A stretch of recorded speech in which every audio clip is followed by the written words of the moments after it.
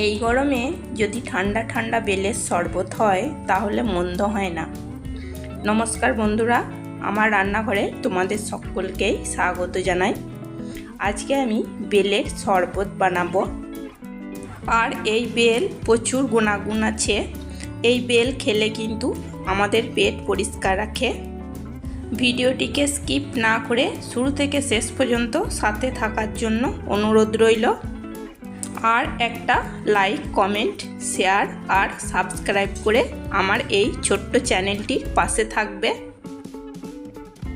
বেলের শরবত বানানোর জন্য এখানে আমি দুটো বেলকে ভেঙে নিয়েছি এবং বেলে মাঝের আঠালো অংশটা বাদ দিয়ে চামচ দিয়ে আমি বেলের পাল্পটাকে তুলে নিয়েছি। বেলের পাল্পটাকে আমি মিক্সিং জারের মধ্যে দিয়ে দিয়েছি। এখন দিচ্ছি 4 চামচ চিনি এবং টেস্ট অনুযায়ী বিট লবণ। তোমরা চিনির পরিমাণটা নিজেদের টেস্ট অনুযায়ী দিয়ে নিও। দেব অল্প পরিমাণ ঠান্ডা জল। এখন আমি এটাকে পেস্ট তৈরি করে নেব। পেস্ট তৈরি করে নেওয়া হয়ে গেছে। এবার এটাকে আমি একটা পাত্রে ঢেলে নেব এবং প্রয়োজন মতো ঠান্ডা জল দিয়ে নেব। দেখো বন্ধুরা, আমি প্রয়োজন মতো ফ্রিজে রাখা ঠান্ডা জল দিয়ে বেলের শরবতটা রেডি করে নিয়েছি। এখন আমি সার্ভ করে দেব।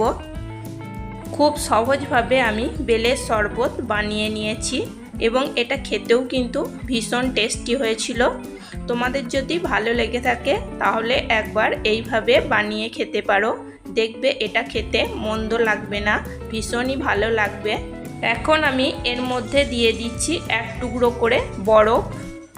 লাইক করো, কমেন্ট করো। আজকের মতো এই পর্যন্তই। আবার আসবো অন্য কোনো রেসিপি নিয়ে। চলো, টাটা, বাই।